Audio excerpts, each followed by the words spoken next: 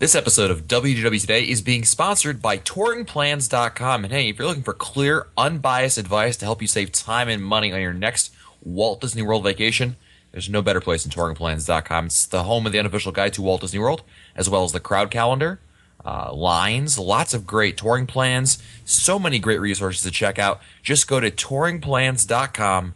You'll find lots of great tools to help you plan that next Walt Disney World vacation. That's right, folks.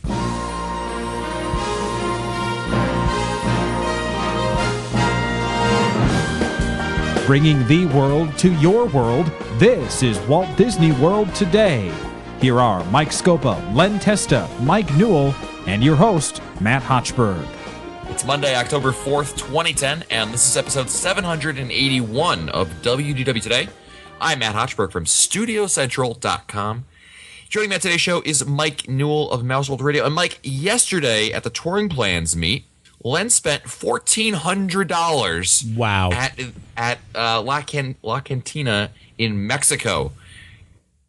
It's Wow. kind of not surprising given Len, but I think it's a new high. Suddenly that dinner that he forked over for, maybe a couple $100 at Ohana, not so bad. I'm off the hook. I was going to say, yeah. I thought you were going to say $1,400 worth of Goofy hats, and I was getting worried. But oh no, Len, we need to talk. I'm sorry I missed out on it.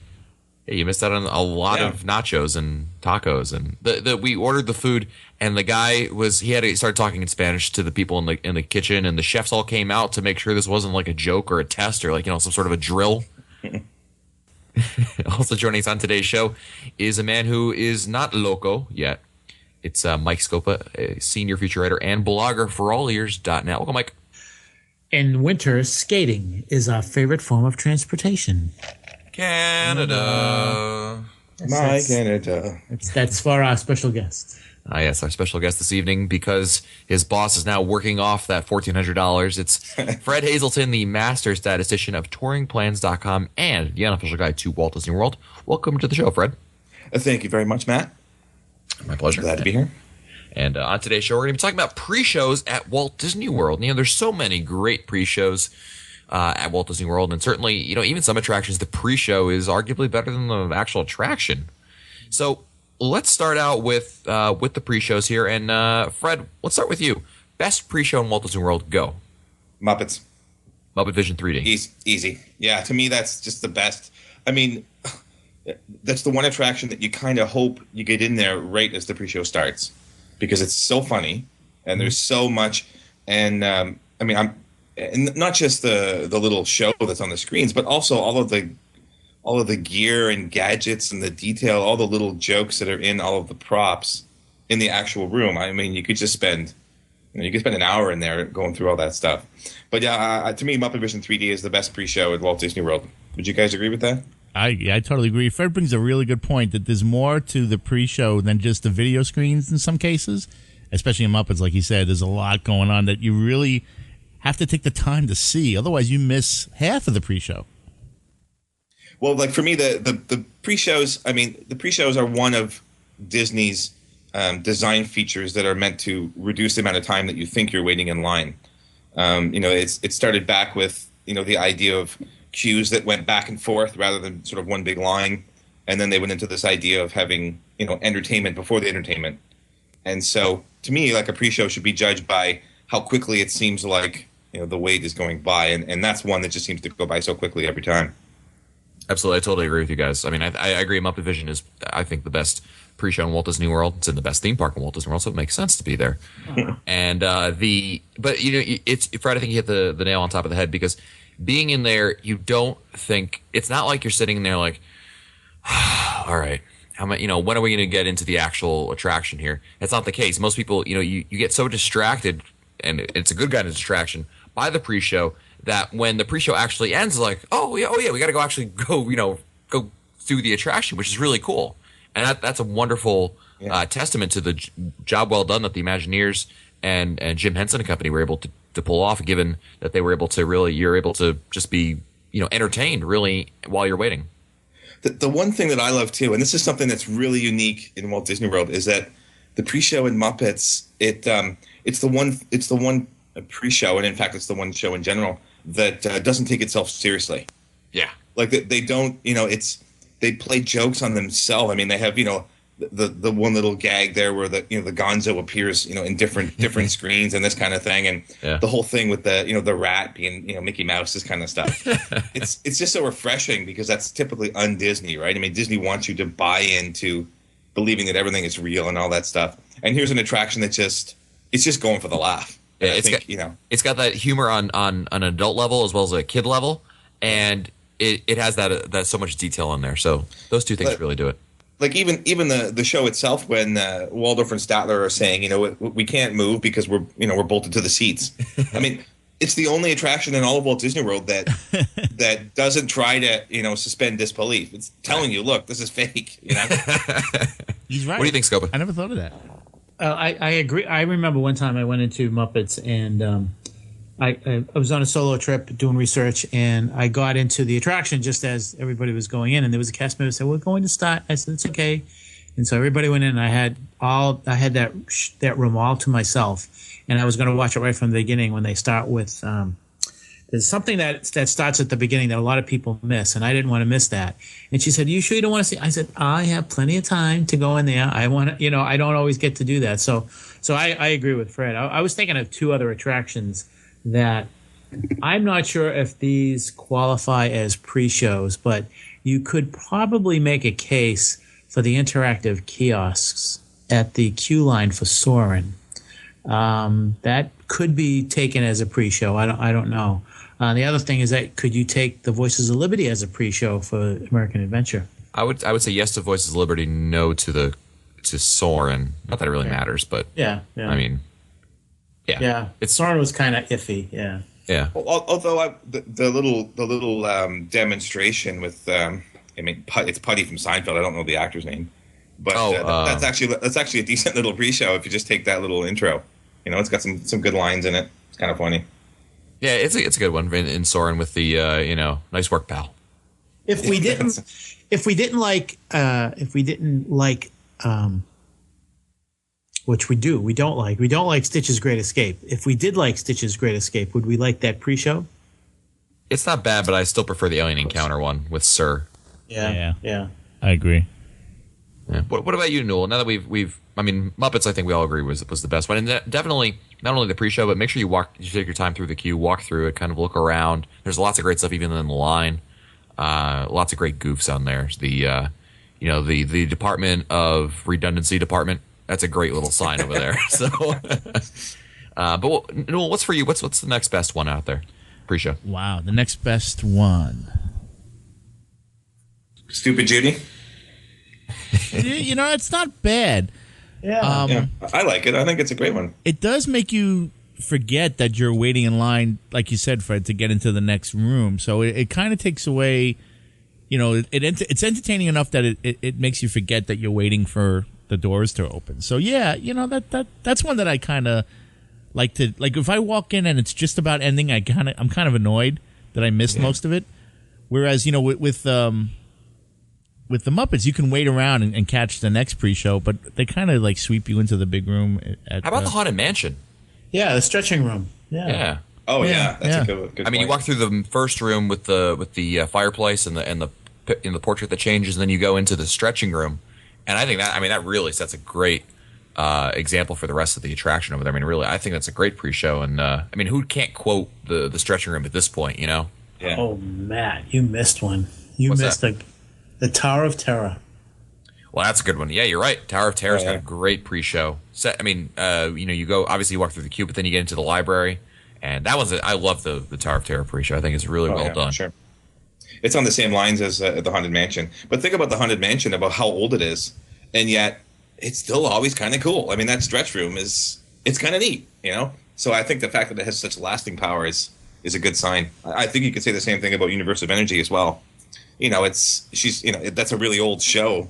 But it's still, you still kind of want to see it, And it still holds up because Jeopardy's still on the air. Jamie Lee Curtis is still relevant. Bill Nye, to an extent, is still, I just wish they would digitally edit out his mustache and Jeopardy because he doesn't have it anymore. So it's kind of weird. True. Yeah, I don't know if I'd want to go through all that trouble. I have one for you that I think is one of the best ones. I'd put it second, and that's Cranium Command. Well, if it was still there anymore, that'd be Yeah. great. If it was still there, yeah. That was a great one. I love that. There were so many great things in there. Where do you think you are, Disney World? Yeah. That's one I wish I could see more of than it is. General But they still knowledge. open it, I mean, for super busy times, right? It's still open Nah, seasonally? I was told it was torn out. Oh, it's gone. Really? Yeah, Oh, yeah? Yeah. Oh, The only well. place now you can hear it is Mouse World Radio. that's right. Not to sound like the biggest studios homer ever, but the Star Tours pre-show was one I really enjoyed quite a bit. Yeah, I did too. The animatronics in there were fantastic. I mean, they were really good. It was you had a lot of fun watching them. Oh yeah, how great! I mean, it was the kid takes a picture of Chewie and he wants to backhand the kid. I mean, how great is that? That one I really enjoyed. I mean, again, great detail, just like that Muppet Vision cue. Yes. Even going right up to the video, and then that actual pre-show itself. Lots of great detail, good humor. They made it and, feel like you were really waiting in, like an airport of the future, with the announcements and the flight attendant would come on the screen and give you the safety warnings. And you really felt like you were getting onto a star speeder and going someplace. Absolutely. That's a great point. What's another one that stands out? A great pre-show. How about Animal Kingdom? We haven't really talked about one in that park. Well, I think Everest has got a great queue. I mean, there isn't really a pre-show, but it's one of the most interesting queues that they have anywhere. Dinosaur's got some interesting stuff. Yeah, I wish I was just so nervous I could actually enjoy it. Just start another one in Epcot, Test Track. Yeah, I mean, Yeah, I don't mind Test Track. I think Test Track's kind of a cool pre-show too. yeah, Test Track. What's the 7? Yeah, 7. That guy played David Letterman in a film about the Jay Leno David Letterman war in the 90s. Really? And he was a dead-on David Letterman. That guy, I forget his name, but he was dead-on David Letterman. Yeah, Test Track's a good one. Test Track's a good one. Michael Patrick Higgins or something like that. Is that his I name? think? Yeah, he was fantastic. So every time I see him in that, I just start to laugh. Yeah, I know if Len was here, he would have to quote Mission Space. Not because he likes it, but because he can't help but stare at Mr. Botox. at Gary Sinise. Gary Sinise's forehead not moving. That's right. And blinking. It doesn't blink. So what makes a good pre-show? Well, for me, like I said, it's got to be entertaining into itself, and it has to make you feel like you're A, not waiting as long as you really are, and B, that you've already started the attraction. Like it's actually it's an interesting point. One of the things that we first had to sort of discuss when we started working on the touring plans and estimating wait times for rides is, do you include the pre-show? Is the pre-show part of the show, or is it really is it just setting up the actual attraction?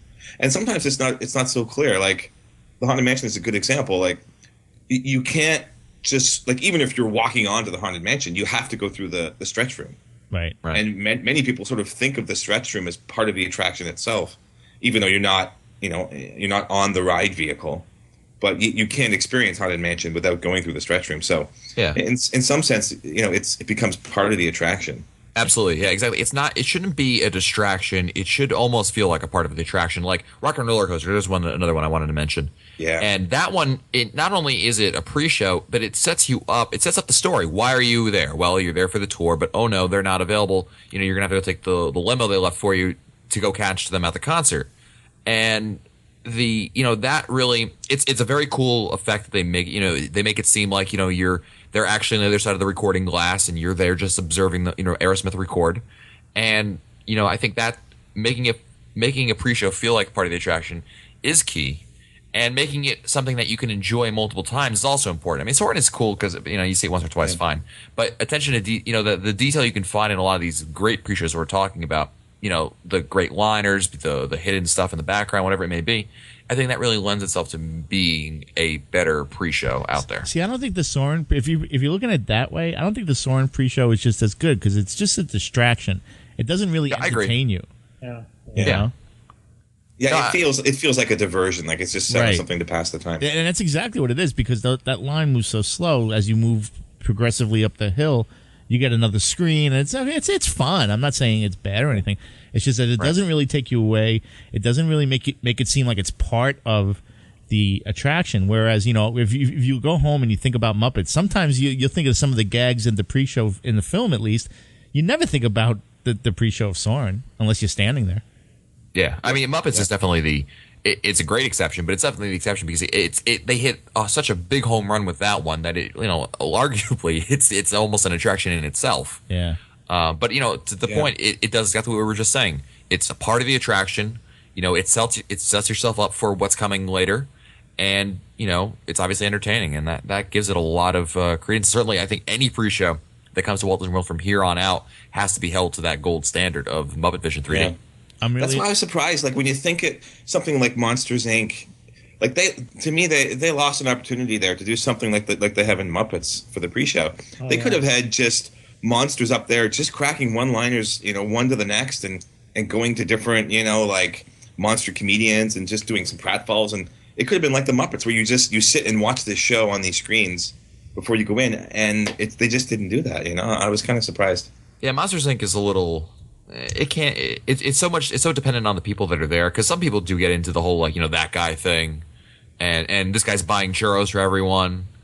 But that's in the actual show. I'm talking about the where you're waiting. You're talking about that. Oh yeah, good point. The pre-show could have been similar to Muppets. It just could have been some kind of entertainment that just keeps going on and on until the show starts. And all you need is a couple of gags, a couple of jokes, make everyone laugh and forget that they're waiting to get into the next room. Yeah, absolutely. What about Toy Story Mania? That one's a downer for me. Are you talking about Mr. Potato Head? Yeah. Well, the I was games disappointed itself. with it. I thought it was gonna be more like Turtle Talk with Crush, where he could be like, "Hey, Mike Newell." Instead, it's like he just has soundboard Mr. Potato Head, Yeah. where he can read up. And for that reason, I had my anticipation, my expectations too high. Fair enough. But given that all we've seen over the past couple of years, and that Mr. Potato Head came after all that stuff, I was a little disappointed because I just felt like he could have been so much more. They could have hired some guy who sounds somewhat like Don Rickles, just like they did with Crush, and done it that way. So unfortunately, I'm not. I mean, he does do cool things. The taking his ear out is a really cool effect, but ultimately, it comes off more of a distraction than an entertainment parting. But keep in mind, for the first-time visitor, when you first walk in and all the games are huge and everything is huge, and the first-time visitor, I think it's more spectacular to see as opposed to us who've been there so many times.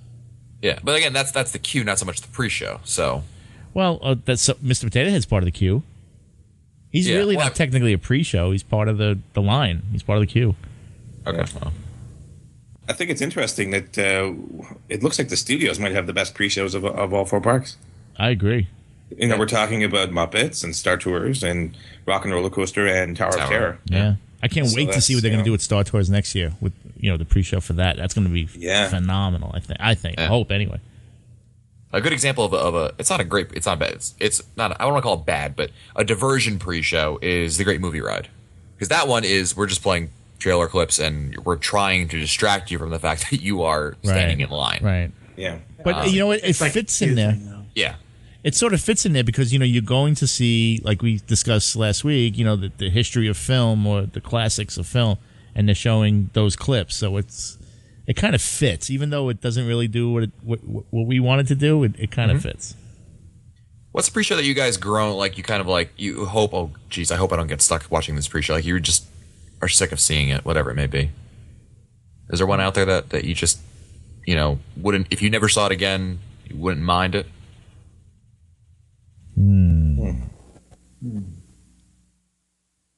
Good question.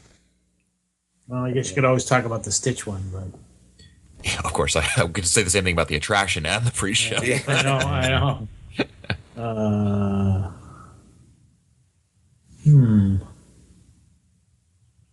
Yeah, that's a good question. Now, Well, there's certainly lots of pre-shows where they could probably do a better job. I mean, some of the ones that I feel like they need to be updated too, where it's just like it's an older film or something. But usually they tie it in with the story enough that it kind of makes sense to leave it.